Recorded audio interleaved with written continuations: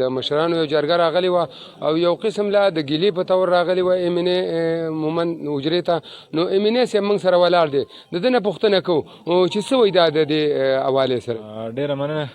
نن دا مشرانو چې کومه جرګه راغلې وه هغوی سره زموږ چې کومې خبرې اترې وشوې د هغوی چې کومه ګیله ده هغه ما وزیر اعلی صاحب ته هم رسولې ده او دلته زموږ چې کوم لوکل اډمنسټریشن دی هغوی سره هم خبره شوې ده. انشاءالله زما امید دی چې دا خبره به خدای پاک په خیر سره ختموي. زموږ مشران چې کوم دلته په درنه کې ناستې دي حقیقت دا دی چې موږ ته هم د دې یو دک دی، یو درد دی او که د هغوی ذهن ته چا داسې یو خبره ورغورځولي نو هغوی خو ما هغوی ته وضاحت هم وکړو چې داسې زموږ له طرف نه هېڅ څه نشته دی چې کومه مشرانو قربانۍ ورکړي دي. حقیقت دا دی چې د هغوی کوم ورور وراره دغه کسان دي دغه فیسیلیټیټ کړلی شي او زه دا یم چې هغې کې وزیر اعلی صاحب هم هغه څیزونه موږ سره اکسپټ کړي دي. باقي زه دا وایم چې دلته دا کومه درنه ده سبا وزیر اعلی صاحب راځي او چې کوم زموږ پرایم منسټر صاحب راځي هغه سره به هم انشاءالله په دې باندې موږ خبره کوو چې کومه د مرجر حوالې سره د خاصدار او د لیوي کومه د مرجر خبره وه، کومه د ضم کېدو خبره وه پولیس فورس کې، نو هغه زه دا یم چې دا یو اخري مرحله ده. په فاټا کې زه دا یم چې دا دوه مسلې چې کومه دي یو که د لینډ ریکارډ خبره موږ وکړو، دویم نمبر باندې دا زموږ د لیوي او د خاصدار د ضم کېدو چې کومه خبره ده دا د فاټا د ټولو نه غټې مسلې دي. زه دا یم چې که عدلیه دي او که څه دي ټولې مسلې الحمدلله ډېر په خیر خیریت سره سر ته ورسېدلې.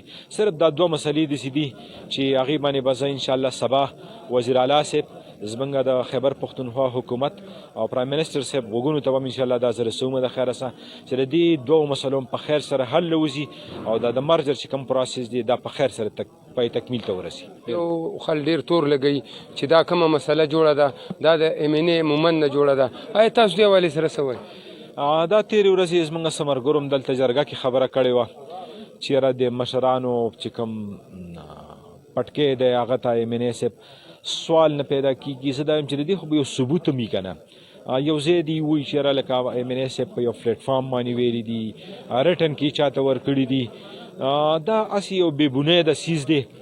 مشرانو ته ما اوس د دې وضاحت هم وکړو داسې څه خبره نشته دی او زه ما په خیسه چې هغه تاسو به کتلي وو چې هغه ټول مشران په هغې باندې کنوینس هم شو.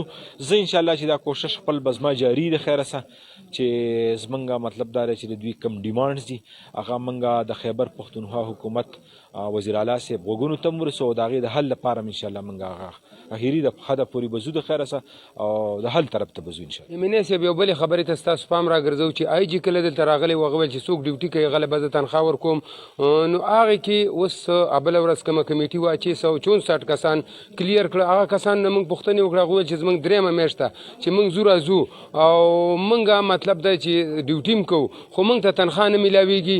او یو دې خبرې ته ستاسو پام راګرځو چې یو لیټر راغلی دی په هغې کې دا نه و چې پولیس ته ضم شي بیا تنخوا ورکوي، نه که خاصدار مې ډیوټي کوي نو هغه له به تنخوا ورکوي. تاسو دې حوالې سره څه وایي؟